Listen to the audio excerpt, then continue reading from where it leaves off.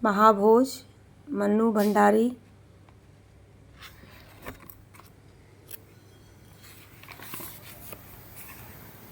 दुर्निवार सम्मोहन भरी उस खतरनाक लपकती अग्नि लीक के लिए जो बीशु और विंदा तक ही नहीं रुकी रहती। वाह। मन्नू भंडारी का कथन। अपने व्यक्तिगत दुख दर्द अंतर्द्वंद या आंतरिक नाटक को देखना बहुत महत्वपूर्ण, सुखद और आश्वस्तिदायक तो मुझे भी लगता है, मगर जब घर में आग लगी हो तो सिर्फ अपने अंतर जगत में बने रहना या उसी का प्रकाशन करना क्या खुद ही अप्रासंगिक, हास्यास्पद और किसी हद तक अश्लील नहीं लगने लगता? संभवतः इस उपन्यास की रचना के पीछे यही प्रश्न रहा हो। इसे मैं अपने व्यक्तित्व और नियति को निर्धारित करने वाले परिवेश के प्रति ऋण शोध के रूप में ही देखती हूँ। बाकी प्रत्याशाएं और आरोप तो आपके अपने हैं। मन्नू भंडारी का ये कथन है। आइए कहानी देखते हैं क्या है। इम्पोर्टेंट कथन परीक्षा में पूछे जाते हैं। लावारिस लाश को गिद्ध नोच नोच कर खा जाते हैं, पर विशेषर लावारिस नहीं। उसकी लाश सड़क के किनारे पुलिस को पड़ी मिली। शायद इसीलिए लावारिस लाश का ख्याल आ गया, वरना उसके तो माँ भी हैं, बाप भी। गरीब भले ही हों, पर मैं तो विश्वास नहीं होता था कि वह मरा हुआ पड़ा है। लगता था जैसे चलते चलते थक गया हो और आराम करने के लिए लेट गया हो। मरे आदमी और सोए आदमी में अंतर ही कितना होता है भला। बस एक सांस की डोरी वह टूटी और आदमी गया। देखते ही देखते सारा गांव जमा हो गया। गांव सरोहा शहर से ज़्यादा दूर नहीं है, मुश्किल से 20 मील, लेकिन कुछ सालों पहले तक यही दूरी बहुत ज़्यादा थी। ये ध्यान रखने वाली बात है कि गांव से जो दूरी है वो 20 मील की है। इतनी कि गांव में जो कुछ भी घटता गांव का ही होकर रह जाता। शहर उससे एकदम बेअसर रहता, बेअसर और अछूता। पर अब यह दूरी एकदम सिमट गई और यही कारण है कि आज गांव में जो कुछ भी घटता है उसको लेकर अच्छे खासे पैमाने पर खलबली शहर में ही मचती है। महीने भर पहले ही की तो बात है। गांव की सरहद से जरा परे हटकर जो हरिजन टोला है, वहां कुछ झोपड़ियों में आग लगा दी गई थी, आदमियों सहित। दूसरे दिन लोगों ने देखा तो झोपड़ियां राख में बदल चुकी थीं और आदमी कबाब में। लोग दौड़े दौड़े थाने पहुँचे, पर थानेदार साहब उस दिन छुट्टी पर थे और जो 2 लोग वहां ड्यूटी पर थे, उन्होंने यह कहकर बात टाल दी कि थानेदार साहब के आने पर ही मौके पर आएंगे और तहकीकात होगी। इसके बाद पता नहीं गांव वालों को कौन सा जहरीला सांप सूंघ गया कि सबके मुंह सिल गए। बस सबकी सांसों के साथ निकला हुआ एक गुस्सा, एक नफरत भरी तनाव बनकर हवा में यहाँ से वहाँ तक सनसनाता रहा। लेकिन जैसे ही खबर शहर में पहुँची, वहाँ से मंत्रियों, नेताओं और अखबार नवीसों की गाड़ियों का तांता लग गया। आग से उठने वाले धुएं के बादल तो एक ही दिन में छट गए, पर शहरी गाड़ियों से उठने वाली धूल के बादल कई दिन तक मंडराते रहे। नेताओं ने गीली आंखों और रूंधे हुए गले से क्षोभ प्रकट किया और बड़े बड़े आश्वासन दिए। अखबार नवीस आए तो दनादन उस राख के ढेर की ही फोटो खींच कर ले गए। दूसरे दिन अखबार में छापकर घर घर पहुंचा भी दिया गया इस घटना का सचित्र ब्यौरा। किसी ने सवेरे खुमारी में अंगड़ाई लेते हुए, किसी ने चाय की चुस्की के साथ पढ़ा। देखा, देखते ही चेहरे पर विषाद की गहरी छाया पुत गई। चाय का घूंट भी कड़वा हो गया शायद। ढेर सारी सहानुभूति और दुख में लिपट कर निकला, ओह हॉरिबल, सिंपली इनह्यूमन। कब तक यह सब और चलता रहेगा? तू तू तू और पन्ना पलट गया। थोड़ी देर बाद गांव वालों की जिंदगियों की तरह ही अखबार भी रद्दी के ढेर में जा पड़ा। पर बात इतने पर ही खत्म नहीं हुई। इस दर्दनाक हादसे से विरोधी दल के नेताओं के हृदय तो चकनाचूर हो गए। विधानसभा में उनके फटे गले से निकली चीख पुकार वास्तव में उनके फटे हृदय की अनुगूंज ही थी जिसने सारे सदन में धरती फाड़ हंगामा मचा दिया। मंत्रियों ने आत्मग्लानि में डूबकर रूंधे गले से खेद प्रकट किया और भविष्य के लिए आश्वासन दिए। उधर सत्तारूढ़ दल के असंतुष्ट विधायक अलग बिलबिलाने लगे। ऐसी अमानुषिक घटना, पार्टी के माथे इतना बड़ा कलंक। अब तो मुख्यमंत्री भी त्यागपत्र देकर ही इस पाप का प्रायश्चित कर सकते हैं, लेकिन मुख्यमंत्री को लगा कि जब तक वे असली मुजरिम का पता लगवाकर सजा नहीं दिलवा देते, उनकी आत्मा बोझ मुक्त नहीं होगी। और पता तो सत्ता पर बैठकर ही लगवाया जा सकता है। क्या करते, वे आत्मा के आगे मजबूर थे और उन्होंने सारा मामला गहरी जांच पड़ताल के लिए बड़े अफसरों के हाथ में सौंप दिया। बड़े अफसरों ने अपना बड़प्पन और मुस्तैदी दिखाने के लिए तुरंत फुरत दोनों कांस्टेबलों को सस्पेंड कर दिया। गेहूं के साथ घून पिसने का मुहावरा पुराना हुआ, पुरानी स्थितियों पर ही लागू भी होता रहा होगा। आज तो स्थिति यह है कि गेहूं सुरक्षित और घुन चकनाचूर। ऊपर से नीचे तक सब लोग अपनी अपनी जगह सुरक्षित मारे गए। बेचारे कांस्टेबल। अभी पहले वाली घटना से बिगड़ी हुई स्थिति पूरी तरह संपराई भी नहीं थी कि यह घटना घट गई। विशेषर कोई ऐसी बड़ी हस्ती नहीं, न उसका मरना ही कोई ऐसी बड़ी घटना है कि बात तुरंत फुरत शहर पहुँचे। वैसे तो जो चमार जलकर मर गए थे और उनके भाई बंधु जो आंसू बहाने के लिए बच गए, वे ही कौन बड़ी तोपें थीं, पर हंगामा तो खूब मचा ही। बिशु की लाश को लेकर भी मचेगा, आसार दिख रहे हैं। इस बार थानेदार ने जरा भी ढील नहीं की, तुरंत मौके पर हाजिर। कल से कितने बयान लिए हैं, लोगों के पेट से कितना कुछ उगलवाया है, सबकी उगलन को कागजों पर पोत कर ले गए हैं। इधर लाश चीर फाड़ के लिए शहर गई, उधर घटना की चीर फाड़ का सिलसिला शुरू हो गया। सच पूछा जाए तो बड़ा न आदमी होता है न घटना, यह तो बस मौके मौके की बात होती है। मौका ही ऐसा पड़ा कि इस समय तो सरोहा में पत्ते का हिलना भी एक घटना की अहमियत रखता है। 1.5 महीने बाद ही तो चुनाव है। यूँ उपचुनाव विधानसभा की एक सीट भर का, फिर भी है बहुत महत्वपूर्ण। इस सीट के लिए भूतपूर्व मुख्यमंत्री सुकूल बाबू खुद खड़े हो रहे हैं। सुकूल बाबू क्या खड़े हो रहे हैं, समझ लीजिए। पिछले चुनाव में हारी हुई पूरी की पूरी पार्टी खड़ी हो रही है, खम ठोंक कर ललकारती हुई सत्तारूढ़ पार्टी के पूरे अस्तित्व को चुनौती देती हुई। वैसे पिछले चुनाव में हारने के बाद सुकूल बाबू ने बाकायदा ऐलान कर दिया था कि वे अब सक्रिय राजनीति से संन्यास ले लेंगे और जीवन के बचे हुए दिन जनता की सेवा में ही बिताएंगे। पर पहला अवसर आते ही वे फिर लपक गए। क्या करते, पद से उतरने के तुरंत बाद उन्होंने यह महसूस किया कि जनता की सच्ची सेवा उच्च पद पर बैठकर ही की जा सकती है। और जनता की सेवा का संकल्प उन्होंने अपनी इस कच्ची उम्र में लिया था, जिस उम्र के संकल्प विकल्प अनचाही आदमी के जीवन का अभिन्न अंग बन जाते हैं। सुकूल बाबू ने खड़े होकर ही इस चुनाव को इतना महत्वपूर्ण बना दिया है। सीट केवल एक पूरे मंत्रिमंडल के लिए जैसे एकदम निर्णायक। यही कारण है कि आज घटना को इस सीट से जोड़कर ही देखा परखा जा रहा है, वरना और दिन होते तो क्या बिशु और क्या बिशु की मौत। पर आज स्थिति यह है कि इधर बिशु की लाश जली और उधर शहर के कोने कोने में खलबली। तो इस पैराग्राफ में ये ध्यान रखना है। ये पूछा जा सकता है कि मुख्यमंत्री का क्या नाम है, तो मुख्यमंत्री का नाम सुकूल बाबू है। सुकूल बाबू क्या खड़े हो रहे हैं, तो सुकूल बाबू इसलिए खड़े हो रहे हैं कि उन्हें ये एहसास हो गया है कि चुनावी संवैधानिक पद पर ही रह के जनता की सेवा हो सकती है। अब आगे देखते हैं। शहर के सबसे महत्वपूर्ण व्यक्ति दा साहब अपने निजी कमरे के कोने में अकेले बैठे हैं, मौन, गंभीर, कुछ कुछ चिंतित और परेशान भी। पर चिंता है कि उसके कोई आसार बाहर नहीं है। चेहरे की सौम्यता ने उसे भीतर ही ठेल रखा है। फिर भी इतना ज़रूर लग रहा है कि गहरे में डूबे हुए हैं। हाँ, बीच बीच में फ़ोन की घंटी बजती है तो कुछ क्षणों को उबर आते हैं, पर बातों में कहीं कोई हड़बड़ी या परेशानी नहीं। वही उनका अपना खास अंदाज, कम शब्द, सधी आवाज़।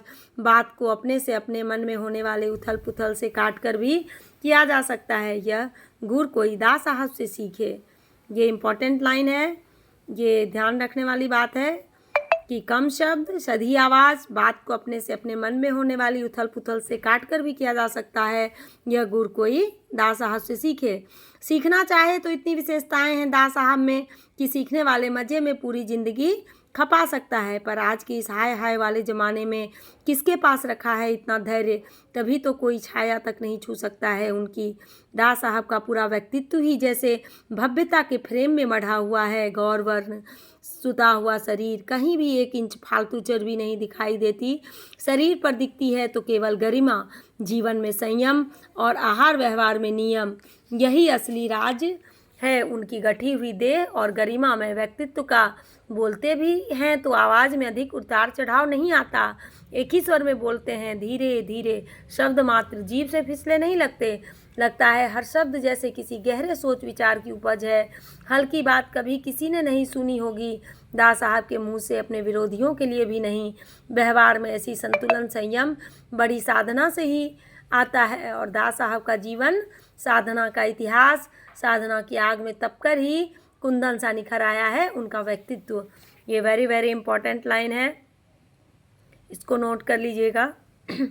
उनका निजी कमरा भी बहुत सादा है, तड़क भड़क ताम झाम कहीं कुछ भी नहीं। यह सादगी उनके पद के अनुरूप कतई नहीं, पर उनके व्यक्तित्व के अनुरूप जरूर है। कमरे में कालीन नहीं, मोटी दरी है जिसके एक सिरे पर दीवार में सटा मोटा सा गद्दा बिछा है, पर ऊपर झकझक चादर और गांव तकिए पड़े हैं, एकदम देसी पद्धति। दा साहब को जितना देश प्रिय है उतनी ही देसी पद्धति भी। लड़के बच्चे जरूर अंग्रेजियत में सन गए हैं, इम्पोर्टेड वस्तुएं और इम्पोर्टेड भाषा का इस्तेमाल करते हैं, पर यह बच्चों की अपनी रुचि और चुनाव है और किसी की स्वतंत्रता पर अपने को आरोपित नहीं करते दा साहब। बच्चे छोटे थे और साथ रहते थे तब भी नहीं, अब तो वैसे भी बड़े होकर सब अपने अपने घरों में चले गए। सजावट के नाम पर केवल 2 बड़ी बड़ी तस्वीरें टंगी हैं दीवार पर, गांधी और नेहरू की। इन्हें अपना पथ प्रदर्शक और अपनी प्रेरणा मानते हैं दा साहब। तो ये भी महत्वपूर्ण है कि पूछा जा सकता है कि गांधी और नेहरू की तस्वीर टंगी है दीवार पर, तो किसकी तस्वीर है और किसको वो अपना पथ प्रदर्शक और अपनी प्रेरणा मानते हैं दा साहब। तो गीता का उपदेश उनके जीवन का मूल मंत्र है। घर के हर कोने में गीता की एक प्रति मिल जाएगी। वैसे वे कभी किसी को उपहार देते नहीं, व्यर्थ के ढकोसलों में कतई विश्वास नहीं है उनका, पर फिर भी कभी उपहार देना ही पड़ गया तो सदा गीता के प्रति ही दी है। चिंतन मनन के क्षणों में अपने कमरे में ही बैठते हैं दा साहब। यहाँ सबका प्रवेश संभव नहीं। हाँ, जो अपने खास आदमी हैं वे आ सकते हैं, इसीलिए लखन सिंह बिना किसी रोक टोक के सीधा भीतर चला आया। दा साहब का अपना आदमी है लखन सिंह, बहुत भरोसे का और उनका स्नेह भाजन। 10वीं पास करने के बाद से ही लखन दा साहब की सेवा में नियुक्त हो गया। वेरी वेरी इंपॉर्टेंट लाइन कि लखन सिंह कितने में पास था, तो 10वीं कक्षा पास थी।